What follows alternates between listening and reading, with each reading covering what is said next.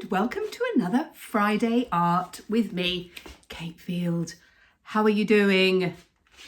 It's still raining. What is the matter with the weather in southwest England? A few of you have commented that it's also raining where you are, but a few of you have also commented that it's gorgeous and sunny and that you're going to send me some sunshine. So thank you for that. So here we are.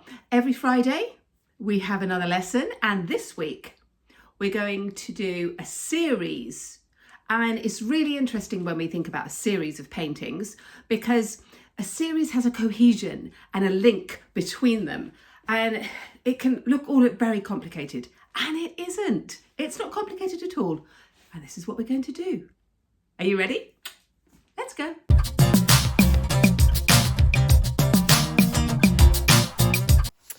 The other week, I was asked whether I would create some small pieces of original art to be sold at a charity event. And I didn't have a huge amount of time. So I just thought, I'll create one large piece and then cut up the pieces and do little bits on top of them and then use those to sell. And they went really well. It went really well, but I didn't create a video on it. So I thought I would do that now. So what we're going to do, I'm going to use warm colours. So these are colours that are on the same side of the colour wheel. It's really important. Oh, that's nice and messy already, isn't it? Look at the state of me already. This is what happens. So I'm using the warm colours. So on the one side of the colour wheel, and I've got a piece of A3 paper here. So the first thing we're going to do is to just kind of trash the paper a bit, really. I'm just going to put some marks over the paper just so that we don't have that intimidation of the paper, which, it can be a bit worrying. Look, honestly, I'm going to start with that orange, I think. I'm just using acrylic paint. I really like this abstract one. This is lovely. Heavy acrylics. And a Daler-Rowney one, but you can use anything really, anything that you like. So I'm using a soft brush, and I'm just going to put in some of these colours on the shape, some of the shapes that I've got on this one. And the lovely thing about using analogous colours that are on the same side as the colour wheel, is that they're all going to work together. You don't have to think about it. Yeah, it's really, really easy. And I'm going to add a little bit of white to that. I'm sort of leaving these together.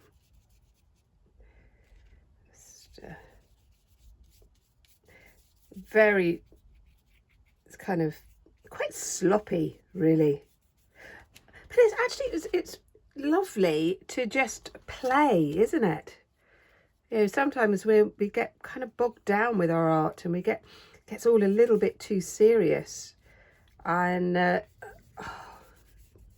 sometimes, frequently, if I'm going to be honest here, I just want to pick up my paintbrush and I just want to play. And I encourage all my students to do that.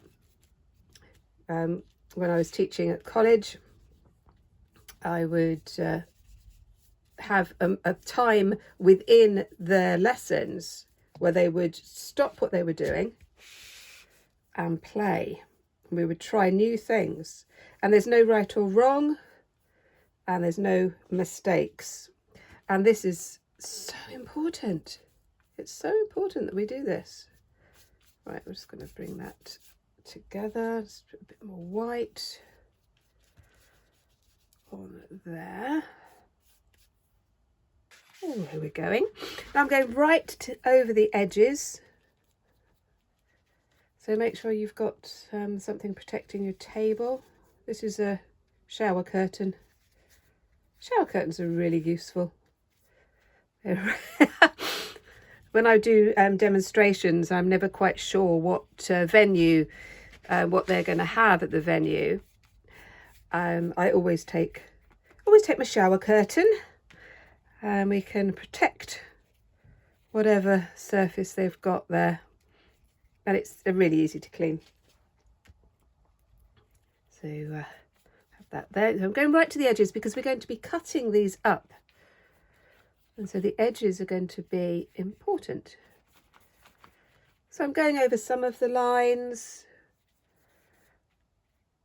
and again I'm doing this really quickly, and that energy of working quickly is going to come out in this piece, which is quite reflective of my work, although I do spend some of my work is very sort of very gentle, very circumspect and thoughtful. Other times I just want to get some ideas down quite quickly. But this is why I like working in a sketchbook, because we can try out new things. Let's just get that bit here, just using the paint that's on the brush. So I'm using a very soft brush. I prefer to use a synthetic fibre brush for doing this sort of thing. But you could use a bit of cardboard. You could use a palette knife. And you could, oh, there we go. Just that last little corner. Let's just pop some pink in there. So I've got all of that. And I'm going to leave that to dry. While I'm leaving that one to dry, I'm going to do another one. Again, I'm going to just put some marks over the paper. Now this paper is cartridge paper. You need to have something that is quite stiff, so something like 200 grams would be great. Mixed media paper would be good. Watercolour paper would be good. You don't want it to be too thin, because we are going to be cutting it up. I'm just going to do some more on this one, but I'm going to be using some different tools. I've got a natural sponge, which is dry. This is a dry sponge. And I'm going to just use, oh, got hair on that one. It's one of my cats, I think. I have actually had to lock my studio door. I haven't locked it. I've shut my studio door because one of my cats is very curious, and he keeps coming in, and he has white paws, and he frequently walks all over my work, which is great. It's not what I want, though. I do not want cat paws over my paintings. Not this time, anyway. So you see, I'm just using this natural sponge to create some interesting textures and patterns. Quite liking that. Then I've got a synthetic sponge to use that as well. It gives a different effect. Again, it's not whether something is better than another. It depends what you want. It depends what sort of effect you want. I'm going to put that there. One of my favourite tools is toilet roll. Just to create some kind of quite quirky shapes. Back to my sponge. Again, I'm working really quickly. This is just your freedom. I'm allowing you to play. Just go out, get out and play. It's good. Don't kind of worry about it all going wrong, because this is just the starting point. This is our starting point. So if you haven't watched any of my other lessons, I do one about trashing your sketchbook, That was quite fun. So if you like these, you might want to give it a like, follow along. I'm releasing content every Friday. And then for children and young people or people who are home educating their children, I've just started to do this on a Monday. So you might want to check out some of those if you are teaching your children at home, or you've got a child who loves art and you feel that you've run out of ideas. You might want to pop over to the channel and have a look at those. You see, again, we're going right to the edge. Right to the edge. Thank you so much for lovely comments. It's really, really helpful. Because like I've said earlier, I'm quite new to YouTube and putting my lessons online, although I have been a teacher for a very long time. Very, very long time. I was a school teacher. I taught in college. I've taught children with special educational needs. All sorts. I love it. And I still do a little bit of that now, although I'm not teaching in a school anymore. Right, I'm going to leave that one to dry. So this is all lovely and dry. I left it to dry for a couple of hours actually, but you could always use a hairdryer. Now I'm going to get my black marker, like a Posca pen. This is an Edding acrylic marker, and I'm just going to do some lines across.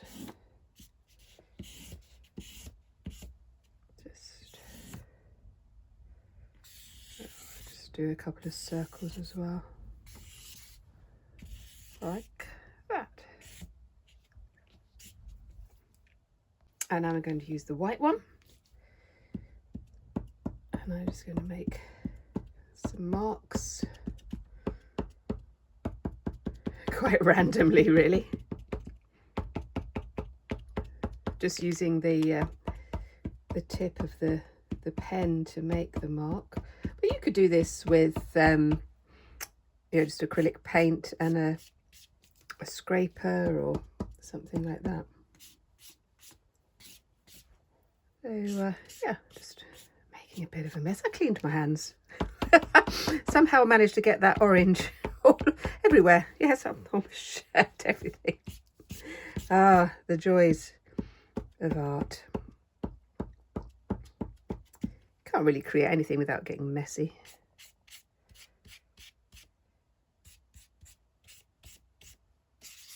Right, and I'm just going to leave that to dry.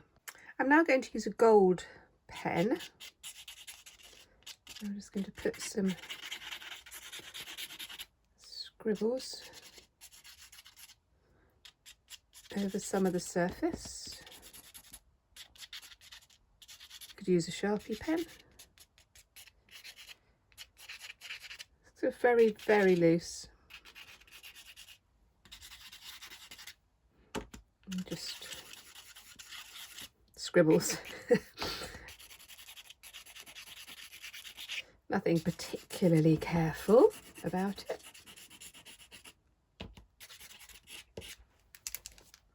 Oh, let's just move in a little bit on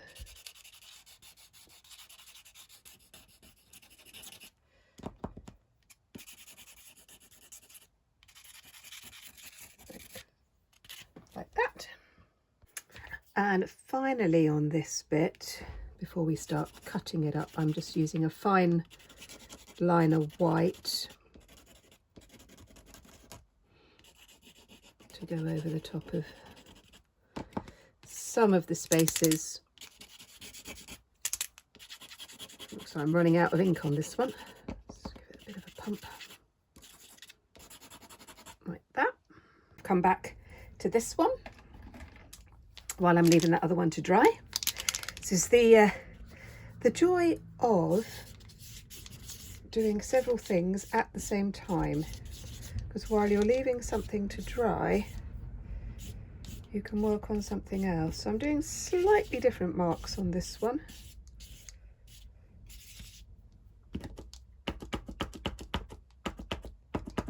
Sort of just playing around with it really.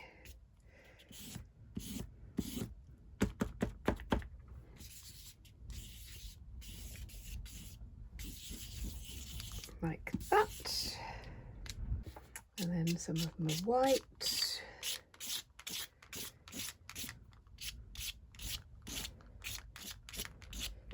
You do have to make sure that the acrylic is completely dry before you do this, otherwise it really clogs up the pen, and then it's very difficult to clean.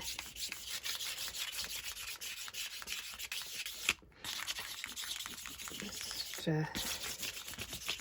going over the top of this with quite a bit of energy, actually. A bit of a workout here. And this one I'm going to leave to dry before we start dividing up the paper. So I left it to dry. While it was drying, I did another one. I actually did quite a few because I kind of got into it and it was really nice. And the weather is still absolutely appalling here in southwest England.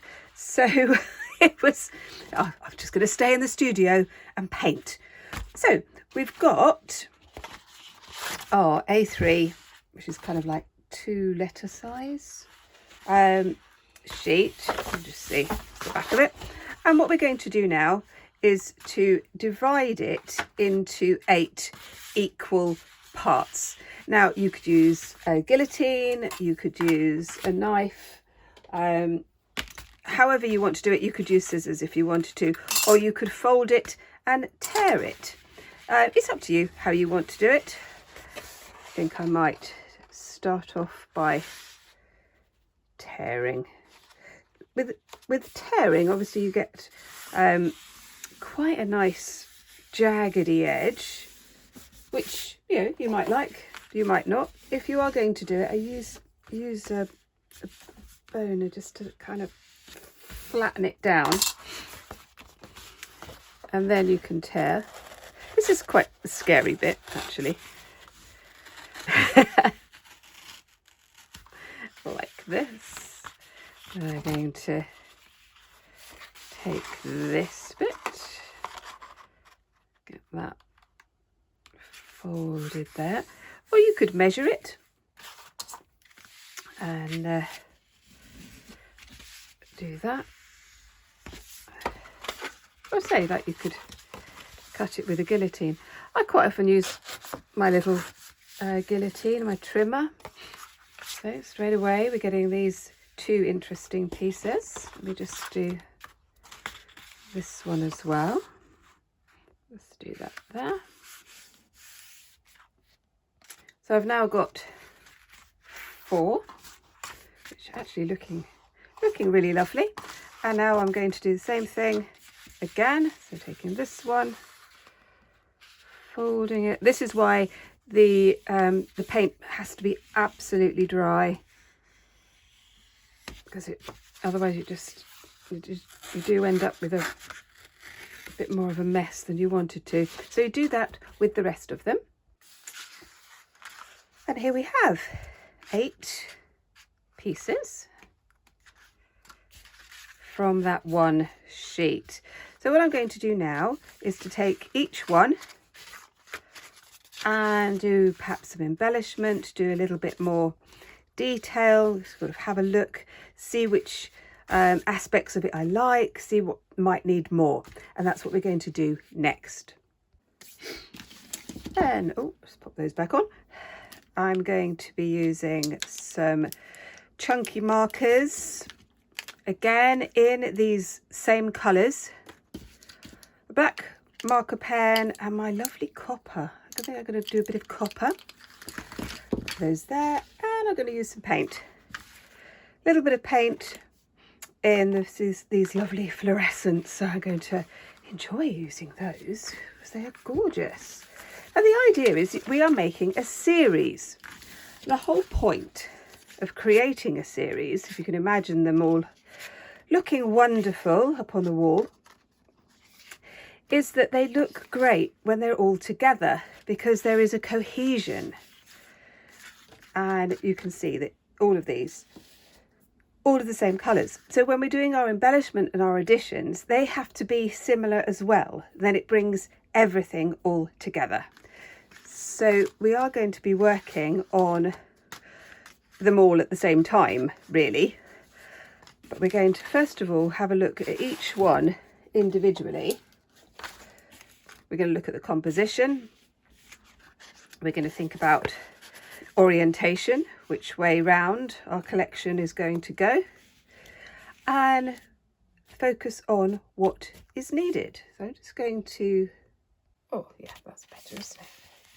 Zoom down a little bit. Now with this one, compared to say this one, not so much yellow. So on this one, I'm going to focus on putting on a bit of yellow. I'm going to start off by using my acrylic chunky and just going to put some marks in this little space over here. And then I'm going to take some of my handwriting sheet. Just going to tear some up, and I'm going to place some of these pieces. I might even make that thinner. I'm going to stick those on there and then put some paint over the top. So I'm using my Mod Podge. You could use Elmer's glue, white PVA glue, mix it with water so it dries clear. Just going to put those over this bit, just giving that little bit of texture and some interest. Now while this is still wet, I'm going to paint on top with my acrylic paint, and I'm going to use, oh, where's it gone? Hey, there it is, my very sophisticated tool of an egg carton, because it just creates a really interesting shape. So I'm just going to dip that in there. I'm going to start to put some marks. And this, I still think this needs more yellow, so I'm going to put a little bit of yellow on there. Now the idea is that you work quickly on these, so you don't think about it too much. You kind of use your instincts. And this is where the playing bit really comes into its own. Now I think I'm just going to leave that one, and I might come back to it a little bit later when it's dry. So now I move on to my next one. Again, I'm going to do some yellow marks using my very sophisticated egg carton tool. It's quite fun actually, isn't it? Look at that. Yay. Yep, liking that. And I'm going to put a little bit of, oh, yeah, I think I might put it down here. Pop it this way over the top of that, and then another little bit there. I'm going to put these. I'm just using the end to make the mark, because it's actually really quite interesting. It's an interesting mark, I think. I like that. And with this one, I'm going to put a bit of black.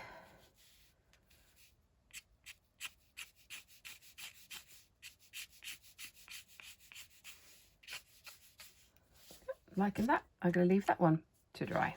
So, see, I've done two already. Look at us zooming along. Let's have a look at this one now. Okay, now this is quite an interesting one. Let's put some yellow over this bit here. And when we multi-layer, it gives us this texture, and it makes it interesting. There's some sort of interesting shapes coming out of this. Now some I'll put different bits of ephemera on, and others, I'm just looking for my bit of map. Tear a little bit of map, because it adds to the uniqueness of it, because each of these pieces will be completely unique, but they will all work together. It will all look really good as a collection,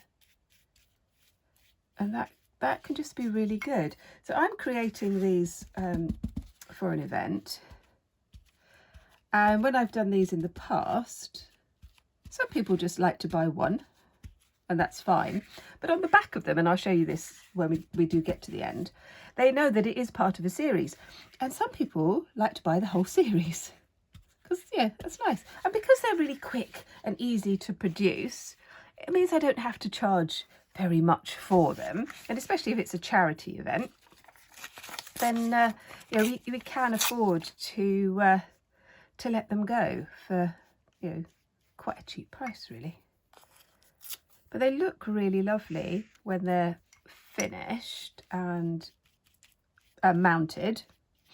They look really lovely. And really quite sophisticated. And when I've done these sorts of things, it's quite often led to commissions or someone wanting to look at my other work. So it's a good thing to do, as well as being great fun. It really is. It's really good fun.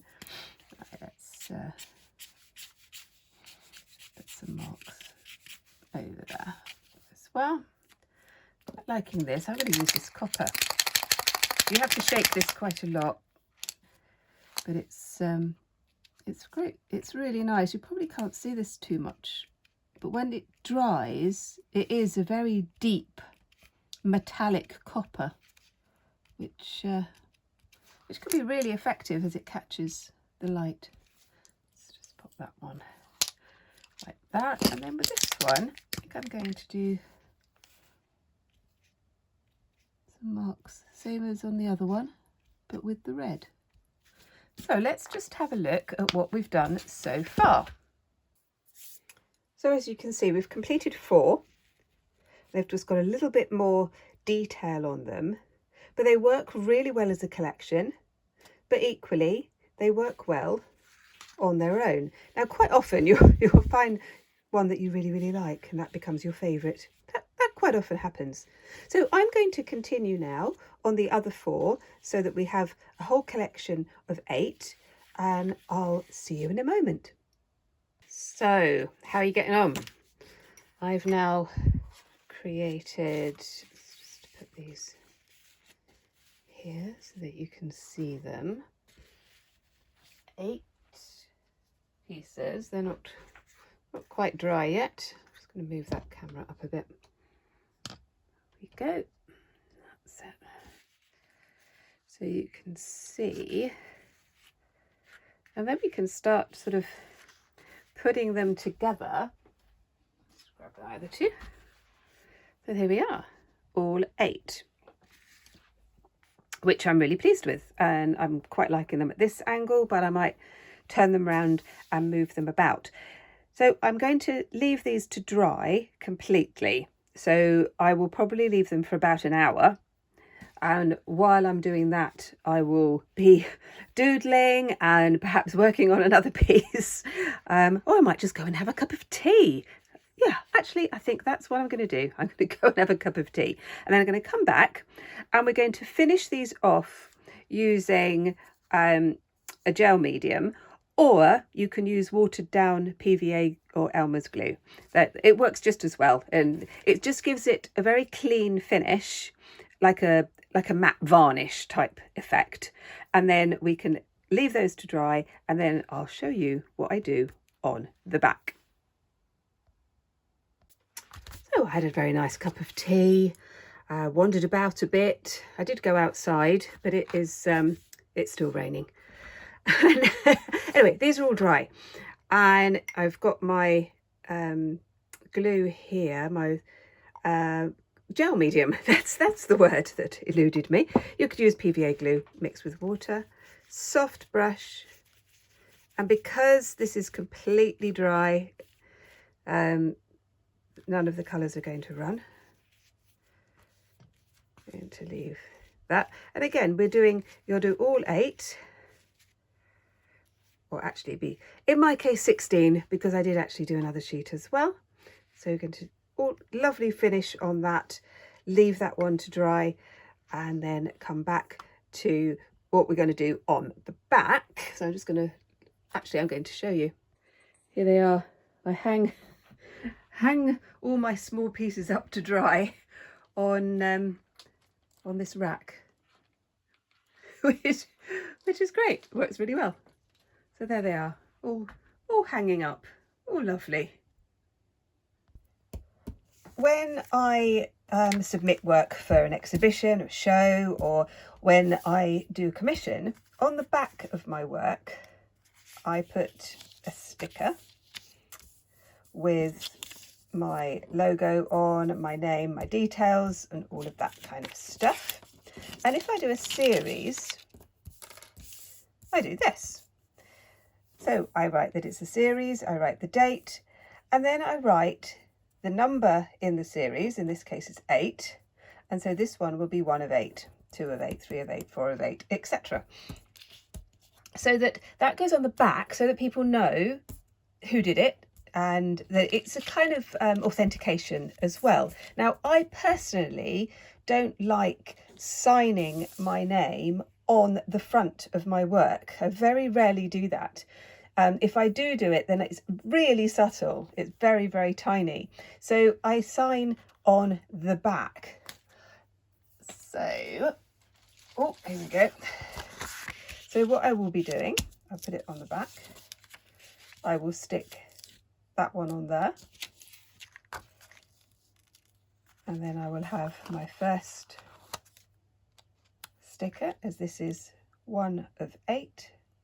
And then that will go on there, like that. Oh, here we are.